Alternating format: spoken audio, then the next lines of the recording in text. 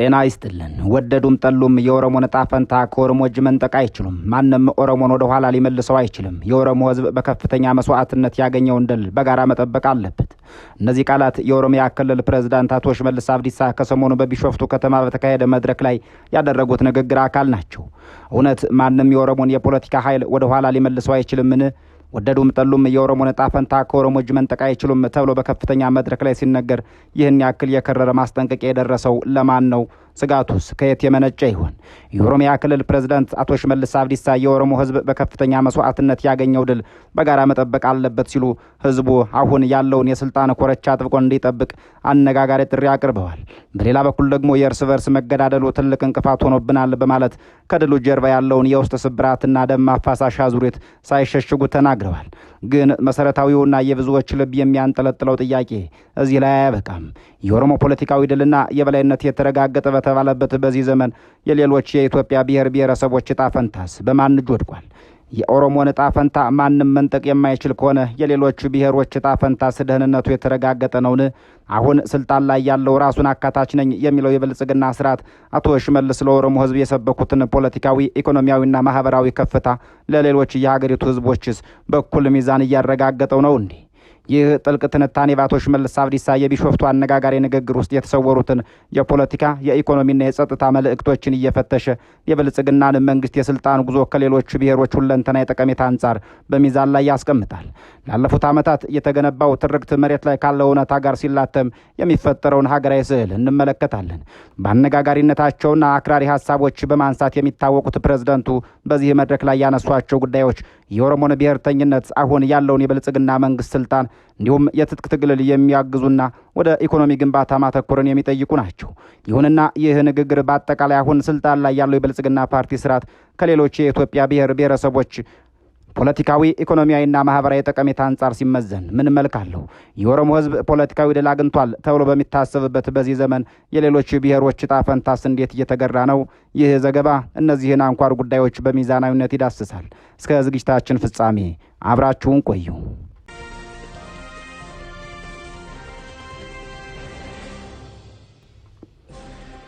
አቶ ሽመልስ አብዲሳ በቢሾፍቱ ስብሰባ ላይ ትልቅ ትኩረት ሰጥተው ከተናገሩት ጉዳይ አንዱ የኦሮሞ ሕዝብ አሁን የደረሰበትን የፖለቲካ ከፍታ ማንም ሊቀለብሰው እንደማይችል ማረጋገጥ ነው። የኦሮሞ ትግል በርካታ ምዕራፎችን አልፎ ድል ያመጣ ቢሆንም የሕዝቡን ምኞት እውን ለማድረግ የተገኘው ድል በአግባቡ ሊንከባከቡት ይገባል በማለት የተናገሩት ፕሬዝደንቱ ሕዝቡ አሁን ያለውን መንግስት እንዲጠብቅ ጥሪ አቅርበዋል። ይህ አባባል በኢትዮጵያ የፖለቲካ ታሪክ ውስጥ ትልቅ ትርጉም አለው። ላለፉት 4 አስርት ዓመታት የኦሮሞ ፖለቲካዊ ትግል ማዕከሉ መገለልና ጭቆና ደርሶብኛል የሚል ሲሆን ከ2010 ዓ.ም የፖለቲካ ለውጥ በኋላ ግን የኦሮሞ የፖለቲካ ልሂቃን የሀገሪቱን የፖለቲካ ማዕከል ተቆጣጥረዋል የሚል ሰፊ እምነት አለ። የብልጽግና ፓርቲ መመስረትን ተከትሎ ቀድሞ የነበረው የህወሓት ኢህአዴግ የበላይነት አክትሞ አዲስ የፖለቲካ አስተላለፍ ተፈጥሯል። አቶ ሽመልስ ማንም ኦሮሞን ወደ ኋላ ሊመልሰው አይችልም፣ ይህንን ማሻገር ከቻል ወደዱም ጠሉም የኦሮሞን ዕጣ ፈንታ ከኦሮሞ እጅ መንጠቅ አይችሉም ማለታቸው ይህንኑ የፖለቲካ ማዕከልነት ለማጽናት የተነገረ መሆኑን ታዛቢዎች ይገልጻሉ። ነገር ግን ይህ አቋም ከሌሎች ብሔሮች አንጻር ሲታይ የተለየ ስሜትን ይፈጥራል። በብልጽግና ፓርቲ ስርዓት ውስጥ የፖለቲካ ውክልናቸው እንደተጠበቀ የሚሰማቸው ብሔሮች እንዳሉ ሁሉ በተቃራኒው አዲሱ ስርዓት የአንድ ብሔር ወይም የኦሮሞን ፖለቲካዊ የበላይነት ለማረጋገጥ እየሰራ ነው የሚል ስጋት ያላቸው ወገኖችም ጥቂት አይደሉም። የብልጽግና ፓርቲ ራሱን አካታችና ህብረ ብሔራዊ አድርጎ የሚያቀርብ ነው። ከዚህ ቀደም በኢህአዴግ ዘመን አጋር ተብሎ የተገለሉ የነበሩ እንደ ሶማሌ፣ አፋር፣ ቤንሻንጉል ጉሙዝና ጋምቤላ ያሉ ክልሎች በብልጽግና ፓርቲ ውስጥ እኩል የድምፅ መብት አግኝተዋል። ይህ ፖለቲካዊ ጠቀሜታ ለእነዚህ ክልሎች ህዝቦች ትልቅ መርታ ነው። ሆኖም ግን የሀገሪቱ ቁልፍ የፖለቲካ የደህንነትና የኢኮኖሚ ተቋማት ውሳኔ ሰጭነት ውስጥ ያለው የኃይል ሚዛን ፍትሐዊ አይደለም የሚለው ትችት አሁንም ድረስ የብልጽግናን ስርዓት የሚፈታተን ጉዳይ ሆኖ ቀጥሏል። በቢሾፍቱ መድረክ አቶ ሽመልስ ትልቅ ትኩረት የሰጡት ሌላው ጉዳይ የእርስ በርስ ጦርነትና የትጥቅ ትግል አላስፈላጊነት ነው። አስፈላጊ በነበረበት ጊዜ ኦሮሞ መሳሪያ አንግቦ ታግሏል። አሁን ግን የደረስንበት የትግል መድረክ የሚፈልገው የተመጣጠነና ሚዛናዊ የፖለቲካ ትግል ማድረግ ነው በማለትም የትግል ስልት ለውጥ እንደሚያስፈልግ አሳስበዋል። በተለይም በጫካ ላሉትና ኦነግ ሸኔ ተብለው ለሚጠሩት ታጣቂዎች ጥሪ ሲያቀርቡ የኦሮሞን ቀዬ ወደ ሰላም ለመመለስ መንግስት ማንኛውንም ነገር ለማድረግ ዝግጁ ነው ብለዋል። መንግስት ይህንን ጉዳይ በሰላማዊ መንገድ ለመቋጨት ቆርጧል ሲሉ አክለዋል። አያይዘውም የሀሳብ ልዩነት በጠመንጃ አፈሙዝ ለመፍታት መምረጥ ተወልደው ያደጉበትን ቀዬ ማተራመስ፣ የንጹሐንን ውድ ህይወት መቅጠፍና ድሆችን በመዝረፍ የሐዘን ጠባሳ ጥሎ ከማለፍ ውጭ ለህዝብ የሚያመጣው ትርፍ የለም ሲሉ የጠመንጃን ከንቱነት ሰብከዋል። ይህ የሰላም ጥሪና የጠመንጃ ትግል አብቅቷል የሚለው አቋም ከሀገራዊው የማህበራዊና የጸጥታ ቀውስ አንጻር ሲታይ እጅግ ወሳኝ መልክ አለው። ይሁን እንጂ የብልጽግና መንግስት ይህንን የሰላም መንገድ ከሌሎች ክልሎች ጋር በተመሳሳይ መልክ እየተገበረው ነው ወይ የሚለው ጥያቄ በብዙዎች ዘንድ የሚነሳ ነው። በአማራ ክልል እየተካሄደ ያለው ደም አፋሳሽ ጦርነት፣ በትግራይ ክልል ከፕሪቶሪያ ስምምነት በኋላ ሙሉ ለሙሉ ያልተፈቱ የጸጥታና የፖለቲካ ውጥረቶች እንዲሁም በተለያዩ የሀገሪቷ ክፍሎች የሚታዩ የማንነትና የወሰን ግጭቶች የስርዓቱ ትልቁ ፈተናዎች ናቸው። የኦሮሚያ ክልል ፕሬዝዳንት ፖለቲካችን ከደም መፋሰስ ከቂም በቀል መውጣት አለበት ማለታቸው በጎ ቢሆንም ይህ መርህ ሀገራዊ ይዘት ኖሮት በተግባር ካልታየ በስተቀር የሌሎች ብሔሮችን ማህበራዊ ጠቀሜታና ደህንነት ማረጋገጥ አይችልም። ማንኛውም ብሔር ሀሳቡን በነጻነት ማራመድ የሚችለውና ፖለቲካዊ ተሳትፎ የሚረጋገጥ በመላ ሀገሪቷ ሰላም ሲሰፍን ብቻ ነው። አቶ ሽመልስ እንዳሉት ሚዛናዊ ፖለቲካ ለመስራት ደግሞ ይህን አዙሪት መስጋት ያስፈልጋል። ይህ የጦርነት አዙሪት በኦሮሚያ ብቻ ሳይሆን በሁሉም የኢትዮጵያ ማዕዘናት መዘጋት ሲችል ነው ብልጽግና እንደ ገዢ ፓርቲ ለሁሉም ኢትዮጵያውያን የገባውን የሰላምና የእኩልነት ቃል ኪዳን ማሳካት የሚችለው። ከፖለቲካውና ከጸጥታው ባሻገር አቶ ሽመልስ ያነሱት ትልቅ ጉዳይ ኢኮኖሚውን የሚመለከት ነው። የኔም ሆነ የእናንተ ትውልድ ለቀጣዩ ትውልድ ማስተላለፍ ያለበት ኢኮኖሚን ነው በማለት የተናገሩት ፕሬዝደንቱ ለዚህም ሶስት ቁልፍ ነገሮች ላይ ማተኮር እንደሚያስፈልግ ዘርዝረዋል። አንደኛው ስራ ፈጠራና ክህሎት ሲሆን፣ ሁለተኛው ጠንካራ የቁጠባ ባህል ማዳበር፣ ሶስተኛው ደግሞ ራስን አሸንፉ የኢኮኖሚ ፈተናዎችን በመጋፈጥ ገቢ መፍጠር መሆኑን አብራርተዋል። የፈለጋችሁትን ፓርቲ መደገፍ፣ የፈለጋችሁትን የፖለቲካ አመለካከት ማራመድ ትችላላችሁ የሚሉት ፕሬዝደንቱ ነገር ግን ይህንን የኦሮሞ አንድነት በትምህርት በቴክኖሎጂና በኢኮኖሚ ካጠናከር ነው ማንም ኦሮሞን ወደ ኋላ ሊመልሰው አይችልም ማለታቸው የፖለቲካው መሰረት የኢኮኖሚ መሆኑን የሚያመላክት ነው። በብልጽግና ዘመን የተመዘገቡ ኢኮኖሚ እድገቶችና ፈተናዎች ከሌሎች ብሔሮች አንጻር ሲታዩ ሰፊ ትንታኔን የሚሹ ናቸው። በአንድ በኩል መንግስት ሀገራዊ የኢኮኖሚ ማሻሻያዎችን በማድረግ በግብርናው ዘርፍ በተለይም በስንዴ ልማት ትልቅ መነቃቃት መፈጠሩ፣ አዳዲስ የቱሪዝምና የኢንዱስትሪ ፓርኮች መገንባቱን የማይካድ እውነት አለው። እነዚህ ፕሮጀክቶች በተለያዩ ክልሎች መተግበራቸው ለተለያዩ ብሔሮች ኢኮኖሚያዊ ጠቀሜታን አምጥተዋል። በሌላ በኩል ግን የኑሮ ውድነት፣ የዋጋ ግሽበት፣ የስራ አጥነትና የውጭ ምንዛሬ እጥረት መላውን የኢትዮጵያ ሕዝብ እኩል እየፈተነ ያለ ሀገራዊ የኢኮኖሚ ቀውስ ነው። አቶ ሽመልስ አብዲሳ በዕለት ተዕለት ህይወታችን በእጃችን የሚገባውን ሁሉ በመቆጠብ ላይ ጠንካራ የቁጠባ ባህል ማዳበር አለብን ቢሉም በብዙ የሀገሪቷ ክፍሎች በጦርነትና መፈናቀል ምክንያት ህዝቡ የዕለት ጉርስ ለማግኘት በሚቸገርበት ሁኔታ ውስጥ የቁጠባ ጉዳይ የቅንጦት ሆኖበታል። በተጨማሪም የሀብት ክፍፍል ፍትሐዊነትን በተመለከተ በብልጽግና ስርዓት ላይ ጠንካራ ጥያቄዎች ይነሳሉ። ትልልቅ ሀገራዊ ፕሮጀክቶች፣ የልማት ፕሮጀክቶች የት አካባቢ እያረፉ ነው የሚለው ጉዳይ የሌሎቹ ብሔሮችን የኢኮኖሚ እኩልነት ስሜት የሚነካ ነው። ኢኮኖሚን ለቀጣዩ ትውልድ ማስተላለፍ የሚቻለው የኢኮኖሚ ፖሊሲው ዘር ብሔርና አካባቢ ሳይመርጥ ለሁሉም ዜጋ እኩል የስራ ፈጠራ፣ የኢንቨስትመንትና የንግድ ዕድሎችን ሲያመቻች ብቻ ነው። ይህ አሁን የደረስንበት የትግል ምዕራፍ እጅግ በጣም ወሳኝ ደረጃ ነው ያሉት አቶ ሽመልስ በዚህ ምዕራፍ አእምሮን አዋህዶ መንቀሳቀስ የህዝብን ዕጣ ፈንታ ወደ ኋላ እንዳይመለስ ያደርጋል ብለዋል። ከማህበራዊ ትስስር አንጻር አሁን ያለው የብልጽግና ስርዓት የገጠመው ትልቁ ፈተና መከፋፈል ነው። የኢትዮጵያ ብሔር ብሔረሰቦች ለዘመናት የገነቡት አብሮነት ዛሬ ላይ በከረረ የብሔር ፖለቲካ ትርክት ክፉኛ እየተፈተነ ይገኛል። የብሔር ፖለቲካ ትርክት ማዕከሉ ደግሞ አቶ ሽመልስ አብዲሳ ራሳቸው ናቸው። አንዱ ብሔር ዕጣ ፈንታ ማንም አይቀማኝም ሲል፣ የሌላው ብሔር ደግሞ የህልውና ስጋት ላይ ነኝ የሚልበት የፖለቲካ ድባብ ተፈጥሯል። የብልጽግና ፓርቲ ዋነኛ ጥንካሬ መሆን የነበረበት ይህንን ማህበራዊ ስብራት መጠገን ነበር። ይሁንና በየጊዜው በሚወጡ የፖለቲከኞች አነጋጋሪ ንግግሮች ምክንያት ማህበራዊ መተማመኑ እየላላ መጥቷል። አቶ ሽመልስ የጠመንጃ አፈሙዝ የኦሮሞን ህዝብ ከመጉዳትና አንድን ቤተሰብ የእርስ በርስ ከማጋደል ባለፈ የትውልድን ብልጽግና አያረጋግጥም ያሉት ሀቅ ለሁሉም የኢትዮጵያ ብሔሮች የሚሰራ ሁለንተናዊ እውነት ነው። የትኛውም ብሔር በግጭትና በመገዳደል ያተረፈው ማህበራዊ ብልጽግና የለም። ስለሆነም አሁን ስልጣን ላይ ያለው ስርዓት የሁሉም ብሔሮች ማህበራዊ ጠቀሜታ ለማረጋገጥ ፖለቲካዊ ትርክቶችን ከተናጠል የብሔር ድል አድራጊነት ስሜት አውጥቶ ወደ እውነተኛ ሀገራዊ የጋራ ባለቤትነት መቀየር ይጠበቅበታል። የኦሮሚያ ክልል ፕሬዝዳንት አቶ ሽመልስ አብዲሳ በቢሾፍቱ ያደረጉት ንግግር የኦሮሞን ህዝብ ፖለቲካዊ ስነልቦና፣ ኢኮኖሚያዊ ራዕይና የሰላም ፍላጎት በግልጽ የሚያንጸባርቅ ነው። ወደዱም ጠሉም የኦሮሞን ዕጣ ፈንታ ከኦሮሞ እጅ መንጠቅ አይችሉም የሚለው ጠንካራ መልእክታቸው ህዝቡ የመጣበትን የትግል መንገድና አሁን ያለበትን የስልጣን እርከን አጥብቆ እንዲይዝ እየተላለፈ ይመስላል። ይሁንና ይህንን ንግግር አጠቃላይ ብልጽግናን ስርዓት ከሌሎች የኢትዮጵያ ብሔር ብሔረሰቦች እይታ አንጻር ስንመዝነው ሀገሪቷ አሁንም በሽግግር ሂደት ላይ እንዳለች እንረዳለን። የብልጽግና ፓርቲ ፖለቲካዊ ተሳትፎን ለማስፋት ያደረጋቸው ጥረቶች የሚደነቁ ቢሆኑም በተግባር የሚታየው የኃይል ሚዛን ግን አሁንም የቅሬታ ምንጭ ነው። ኢኮኖሚያዊ ራዕዮችን፣ የቁጠባ ወይም የስራ ፈጠራ ጥሪዎች ተስፋ ሰጪ ቢሆኑም መሬት ላይ ያለው ሀገራዊ የኢኮኖሚ ቀውስ ግን የሀብት ክፍፍል ጥያቄው የሁሉም ዜጋ ማህበራዊ ደህንነት እየተፈታተነው ይገኛል። በመጨረሻም የትጥቅ ትግልን በማውገዝ ለሰላም የተደረገው ጥሪና ሚዛናዊ ፖለቲካ የመገንባት ራዕይ እውን ሊሆን የሚችለው መንግስት የሁሉንም ብሔሮች ፖለቲካዊ፣ ኢኮኖሚያዊና ማህበራዊ ጥያቄዎች በእኩል ዓይን ማየትና መፍታት ሲችል ብቻ ነው። የኢትዮጵያ ዕጣ ፈንታ የሚረጋገጠው የአንዱ ብሔር ዕጣ ፈንታ ተጠብቆ የሌላው ሲጓደል ሳይሆን የሁሉም ብሔር ብሔረሰቦች ዕጣ ፈንታ በእኩልነትና በፍትሐዊነት በጋራ ሲገመድ ነው። ይህ በሆነ ጊዜ ብቻ የሁሉም ትውልድ የትግል ምዕራፍ ተዘግቶ አቶ ሽመልስ አብዲሳ እንዳሉት ለቀጣዩ ትውልድ ጠንካራ ኢኮኖሚን ማስተላለፍ የሚቻልበት አዲስ ምዕራፍ በኢትዮጵያ ይከፈታል። በእርግጥ አቶ ሽመልስ ከሚናገሩትም ከሚሰሩትም ባሻገር የሆኑ ግለሰብ ናቸው። ቃል አውጥተው የሚሳደቡ ጦር ልከው የሚወጉ ግለሰብ መሆናቸውን ሀገር ያወቀው ፀሐይ የሞቀው ሀቅ ነው። በጥንታዊቷ ኢትዮጵያ ምድር ቃል እንደ አየር ረቂቅ፣ እንደ ሰይፍ ስለታም ነው። አበው ካፍ የወጣ ቃል ከእጅ የወደቀ እንቁ ሲሉ የንግግርን የማይቀለበስ ተፈጥሮ በኪነ ቃል ከትበውታል። በመሪዎች አንደበት የሚፈጠር ቃል ደግሞ ከግለሰባዊነት አልፎ የሕዝብን ዕጣ ፈንታ የመወሰን የማዳን ወይም የማቁሰል አቅም አለው። መሪ ሲናገር ታሪክ ይሰማል፣ ትውልድ ይቀረጻል፣ አሊያም ያለፈውን ጠባሳ ያድማል። ከ2010 ዓ.ም የፖለቲካ ለውጥ ማግስት የኦሮሚያ ክልል ርዕሰ መስተዳድር በመሆን ወደ ስልጣን የመጡት አቶ ሽመልስ አብዲሳ የዚህ ዘመን የኢትዮጵያ ፖለቲካ አውድ ውስጥ ጎልተው ከሚነሱ ንግግሮቻቸው አባራ ከሚያስነሱትና ጥልቅ ማህበራዊ ስብራትን ከፈጠሩ መሪዎች ግንባር ቀደሙ ናቸው። በተለይም እሳቸው ወደ ስልጣን ከመጡ ጊዜ ጀምሮ በአማራው ሕዝብ ስነ ልቦና ህልውናና ታሪካዊ ሚና ላይ ያነጣጠሩ በአደባባይ የተነገሩና በማህበራዊ ሚዲያ የተሰራጩ ንግግሮቻቸው የፈጠሩት መናጋት በቀላሉ የሚሽር አይደለም። የ2010 ዓ.ም ለውጥ ሲፈነዳ የኢትዮጵያ ሕዝብ ከጫፍ እስከ ጫፍ የነበረው ተስፋ መደመር፣ መታረቅና አዲስ ሀገራዊ ምዕራፍ መክፈት ነበር። አቶ ሽመልስ አብዲሳ በወቅቱ ከነበሩት ወጣት ቀልጣፋና የለውጡ አንቀሳቃሽ ከሚባሉ የኦህዴድ በኋላ ኦዴፓ ያሁኑ ብልጽግና አመራሮች መካከል አንዱ ነበሩ።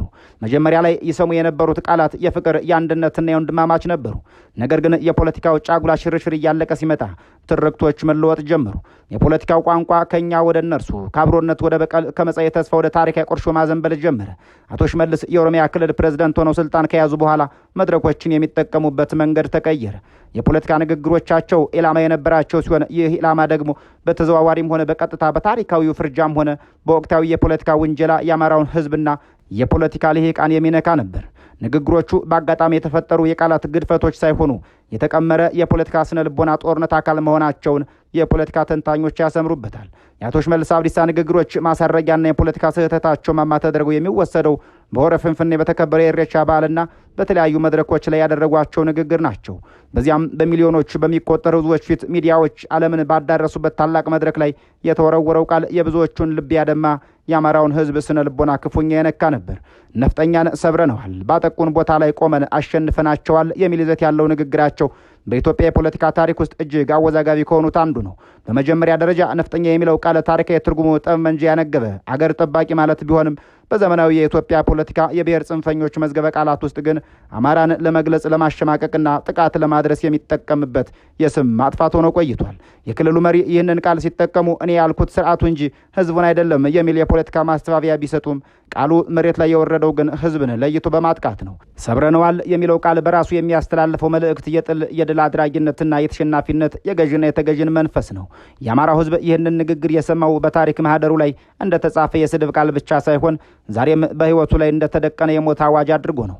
አንድ መሪ ሰብረነዋል ብሎ በአደባባይ ሲያውጅ ከስሩ ያለው ካድሬና ታጣቂ ደግሞ በየትኛውም የኦሮሚያ አካባቢ የሚገኘውን አማራ የማንገላታት የማፈናቀልና የማጥቃት ሞራልና ይሁንታ እንዳገኘ ቆጥሮታል። በዚህ መድረክ ላይ የተነገረው ቃል በስነ ጽሑፋዊ መነጽር ሲታይ የድል ነጋሪት ግጥም ይመስላል።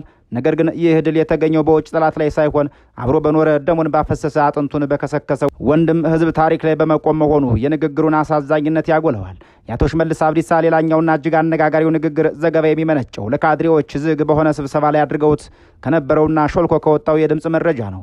በዚህ ንግግር ውስጥ የተንጸባረቀው ካስገረምናቸው እናሳመናቸዋለን፣ ካልሆነ ግን እናደናግራቸዋለን ወይም ኮንቬንስ ኤንድ ኮንፊውዝ የሚለው ፍልስፍና የአማራውን ህዝብ የፖለቲካ ልሂቃን ከማስቆጣት ባለፈ በሀገሪቷ የፖለቲካ አመራር ላይ ያለውን እምነት ሙሉ በሙሉ የገደለ ነበር። በዚህ ንግግር ውስጥ አቶ ሽመልስ የኦሮሞን ፖለቲካ የበላይነት ለማረጋገጥ የሚደረገውን ስውር ሴራ በግልጽ አብራርተዋል። አዲስ አበባን በስነ ህዝብ በባህልና በፖለቲካ የመቀየር የሌላውን በተለይም በተለምዶ ነፍጠኛ ብለው የሚፈርጁትን አማራ የኢኮኖሚና የፖለቲካ አቅም የማዳከም ስትራቴጂ በኩራት ዘርዝሯል። ንግግሩ ፖለቲካዊ የቼዝ ጨዋታ የሆነበት ህዝብ ደግሞ በግንባር የሚማገድ ፓውን የሆነበት አሳዛኝ ምዕራፍ ከፍቷል። ማደናገር የሚለው ቃል በራሱ ማክበርን፣ እኩልነትና ዴሞክራሲያዊነትን የሚጻረር ነው። የአማራው ህዝብ ይህንን ሲሰማ ከለውጡ በኋላ የነበረው የመደመር ትርክት የውሸት ካባ መሆኑን፣ በውስጡ ግን የመዋጥ ወይም የማዳከም የማጥፋት አጀንዳ እንዳለበት በተጨባጭ ተገነዘበ። ይህ ንግግር የፖለቲካ መሪዎች በአደባባይ ለካሜራ የሰጡት ፈገግታና በጓዳ የሚጠነስሱት ሴራ ምን ያክል የተራራቀ መሆኑን ያረጋገጠ የታሪክ ማህደር ሆኖ ተመዝግቧል። የአቶ ሽመልስ አብዲሳ ንግግሮች በአማራው ህዝብ ላይ የፈጠሩት ጠባሳ ስነ ልቦናዊ ብቻ አልነበረም። ቃላት ወደ ጥይት፣ ንግግሮች ወደ ማፈናቀል፣ ፉከራዎች ወደ ጭፍጨፋ ተቀይረዋል። በኦሮሚያ ክልል የተለያዩ ዞኖች ወለጋ፣ ሸዋ፣ አርሲ ወዘተ ለዘመናት የኖሩ የአማራ ተወላጅ በእነዚህ የጥላቻ ትርክቶች የተነሳ ሰላሙን አጥቷል። የክልሉ መንግስት መሪ ነፍጠኛ እያሉ በሚያወግዙበት የበላይነትን ለማረጋገጥ እናደናግራለን በሚሉበት አውድ ውስጥ ጽንፈኛ ቡድኖች መሬት ላይ የአማራን ህዝብ በማንነቱ ብቻ ገድለዋል፣ አፈናቅለዋል፣ ሀብት ንብረቱን አውድመዋል። በተግባር የመሪው አንደበት እሳት ሲተፉ የህዝቡ ጎጆ ባመር ተውቷል። አንዲት እናት በወለጋ ጫካ ልጇን ታቅፋ ስትሸሽ በጆሮዋ የሚያስተጋባው የአጥቂዎቿ ጩኸት ብቻ ሳይሆን ነፍጠኛን ሰበር ነው የሚለው የአደባባይ ንግግር ጭምር ነበር። ፖለቲከኛው መድረክ ላይ ቆሞ በቃላት ሲጫወት፣ ገበሬው ግን በደም ይገብራል። ይህ ነው የንግግር ዋጋ። አቶ ሽመልስ በተደጋጋሚ የተናገሯቸውን ንግግሮች ለጽንፈኞች የሞራል ሳይንስ ወይም የፈቃድ ወረቀት እንደተሰጠ የሰብአዊ መብት ተሟጋቾችና የፖለቲካ ተንታኞች በተጨባጭ መረጃዎች አስደግፈው ያቀርባሉ። አቶ ሽመልስ በተለያዩ አጋጣሚዎች የኦሮሞን ባህል፣ ቋንቋና የገዳ ስርዓት ማስፋፋት በሚል ሽፋን የሚያደርጓቸው ንግግሮች ሌላኛው የውግዘት ማዕከል ናቸው። እያንዳንዱ ብሔር ባህሉን ማሳደግ መብቱ ቢሆንም የርዕሰ መስተዳድሩ ንግግሮች ግን የሌላውን በተለይም የአማራውና የሌሎች ብሔሮችን ባህል፣ ታሪክና ስነ ልቦና በማንኳሰስና በኃይል በመጫን ላይ የተመሰረቱ ናቸው። ኢትዮጵያን በገዳ ስርዓት እንቃኛታለን የሚለው ትርክታቸው በአማራው ህዝብ ዘንድ እንደ አዲስ የባህል ወረራና አሃዳዊነት በተለይም በአዲስ መልክ መገለጫ ተደርጎ የተወሰደ ነው። የኢትዮጵያ ታሪክ የአንድ ብሔር ብቻ እንዳልሆነ ሁሉም የራሱን አሻራ እንዳላኖረበት ሁሉ ታሪክን በአዲስ መልክ የመጻፍ የሌላውን የማጥፋት አዝማሚያ በንግግሮቻቸው ውስጥ በጉልህ ይንጸባረቃል። የኦርቶዶክስ ተዋሕዶ ቤተ ክርስቲያንን ታሪካዊ ሚና ከማሳነስ አንስቶ የአዲስ አበባን ስነ ህዝባዊ ገጽታ ለመቀየር እስከ መነጋገር የደረሱት እነዚህ ቃላት የአማራውን ህዝብ በሀገር ላይ ባይተዋሪ እየተደረኩ ነው ወደሚል ጥልቅ መደምደሚያ አድርሰውታል። የእነዚህ ሁሉ ተደራራቢ ንቀት አዘልና አስፈሪ ንግግሮች ድምር ውጤት ምን ሆነ ብለን ስንጠይቅ ምላሹ ግልጽ ነው። በአማራው ህዝብና በብልጽግና መንግስት በተለይም በኦሮሚያ ብልጽግና መሪዎች መካከል የነበረው ቆጭን ክር እየተበጠሰ ነው። የአማራው ህዝብ አቶ ሽመልስ አብዲሳን የሚያያቸው እንዳጋር ወይም እንደ ወንድም ህዝብ መሪ ሳይሆን የህልውና ስጋት፣ የታሪኩ ጠላትና የመከራው ጠንሳሽ አድርጎ ነው። በተለይም አማራው ክልል ውስጥ ለተፈጠረው የፖለቲካ ቀውስና የትጥቅ ትግሎች መፋፋም የአቶ ሽመልስ ንግግሮች እንደ ቤንዚን አገልግለዋል። ካላጠፋ ነው ያጠፋናል፣ ካልተሰባሰብን እንደ በፊቱ ይሰብሩናል የሚለው የስነ ልቦና መነቃቃት በአማራ ወጣት ዘንድ እንዲፈጠር ያደረገው የራሱ የርዕሰ መስተዳድሩ ንቀት የተሞላበት ንግግር ነው። መሪዎች በሚናገሩት ቃል ህዝብ እንደሚያረጋጉ ሁሉ በማይመጥን ቃል ደግሞ ህዝብን ወደ ከፋ የህልውና ትግል ይገፋፋሉ። የፖለቲካ መድረክ የቲያትር መድረክ አይደለም። ተዋናዩ ተውኖ ሲጨርስ መጋረጃው የሚዘጋለት የፖለቲካ መድረክ ህይወትና ሞት የሚዘራበት አውድማ ነው።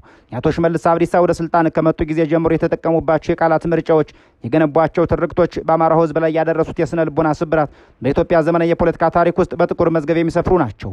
ነፍጠኛ በማለት በመፈረጅ፣ ሰብረነዋል በማለት በማሸቃቀቅ እናደናግራቸዋለን ነፍጠኛ በማለት በመፈረጅ፣ ሰብረነዋል በማለት በማሸማቀቅ እናደናግራቸዋለን በማለት በማታለል የተሰራው የፖለቲካ ግንብ ሀገርን ወደ ከፋ የደም መፋሰስ እንጂ ወደ ሰላም አላመጣም። አቶ ሽመልስ በንግግራቸው ውስጥ የአማራውን ህዝብ ለመጉዳትም ሆነ ለማሸማቀቅ የሞከሩት ሙከራ ከፋፋይነትን እንጂ መሪነትን አላሳይም። ቃላት የተተኮሱ ጥይቶች ናቸው። የቱንም ያክል ተኩሱ ስህተት ቢሆንም ከተተኮሱ በኋላ ኢላማቸውን ማሳት አይቻልም። አገሬው ያፎለምታ በቅቤ አይታሽም እንዲለው አቶ ሽመልስ ያባባሉ ሰለባ ሆነው ዛሬም ቀጥለዋል። የአቶ ሽመልስ ቃላት የኢትዮጵያን ሰማይ ሞልተውታል። በተለይም በአማራው ህዝብ ልብ ውስጥ ጥልቅ ጠባሳ ጥለዋል። ሆኖም በቃላት የሚሰበር ህዝብ የለም። ንግግሮች ህዝብን ሊያቆስሉ ይችላሉ፣ ስብዕናን ሊፈትኑ ይችላሉ። ነገር ግን ከዘመናት ፈተና የተሻገረን ህዝብ በፖለቲካ መድረክ ዲስኩር ሰብረነዋል ማለት የገዛ ራስን ፖለቲካዊ ኪሳራ ከመግለጽ ባለፈ እውነት ሊሆን አይችልም። ነፍጠኛን ሰብረነዋል በሚል ንግግራቸው የምናስታውሳቸው ፕሬዝዳንቱ ማንም ከፊታችን አይቆምም ብለዋል። ሰናይ ጊዜ ተመኝተን በዚሁ እንሰናበታለን።